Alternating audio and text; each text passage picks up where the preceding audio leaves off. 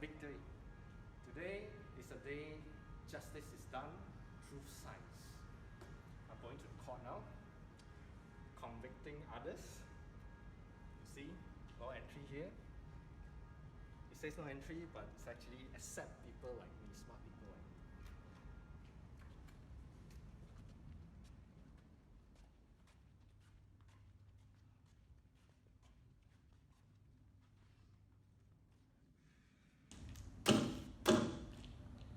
Today, we will be having the hearing of case MB212.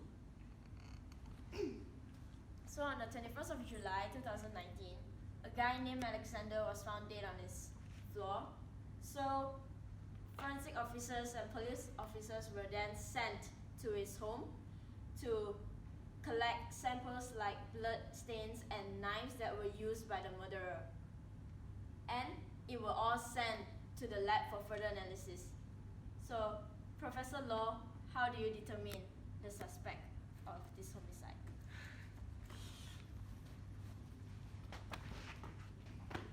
Okay. What we forensic officers do is that we collect the DNA samples from the weapons used in the murder. In this case, it was a knife. Then we compare the DNA found on the knife with the DNA collected from our suspects. So from my DNA test, I confirmed that our suspect here today, Joshua, was the one who held the blade during the murder. Objection.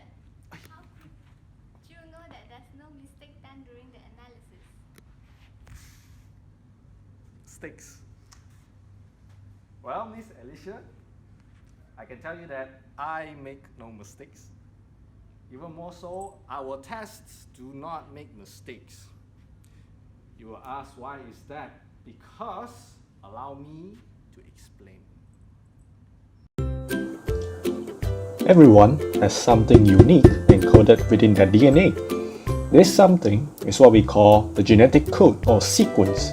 Billions of nucleotide bases arranged in unique combinations in every single one of us.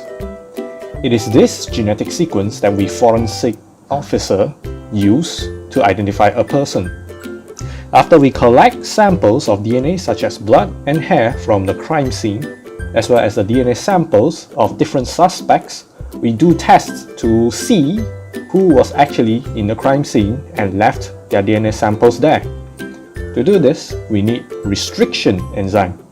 It is a type of endonuclease, an enzyme that recognizes very specific short sequences within a DNA molecule.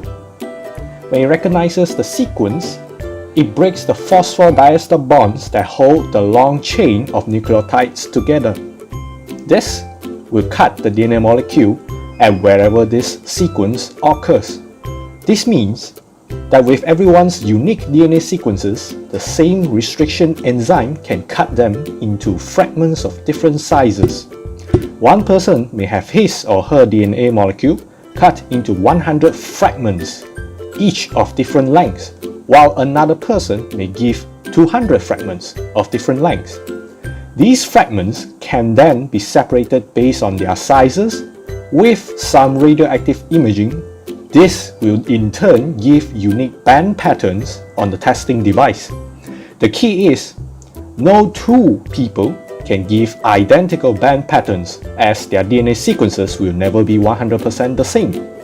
While one restriction enzyme recognizes and cut one and only one specific sequence. By using the same restriction enzyme to cut DNA samples collected from different suspects and the DNA found on the knife, we compare the band patterns they give. If the bands resulted from the DNA found on the knife is identical to any of the suspects, it confirms that this suspect held the knife.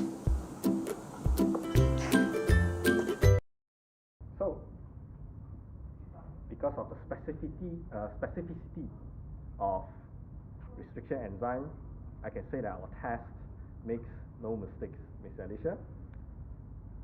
So, once again, I would like to restate our suspect, Joshua, is in fact guilty.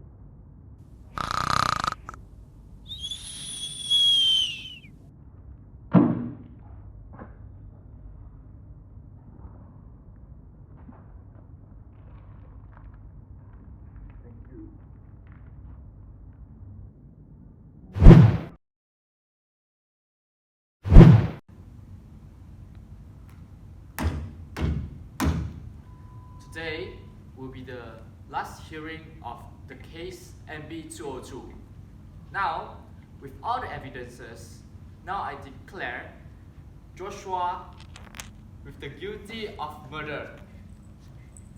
Tại sao lại cứu my husband cô chưa ha ha? Wow!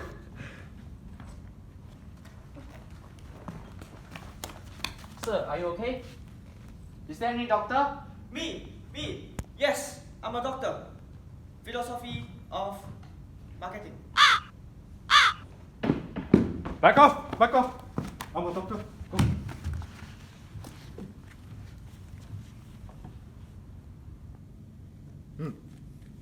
Diabetes.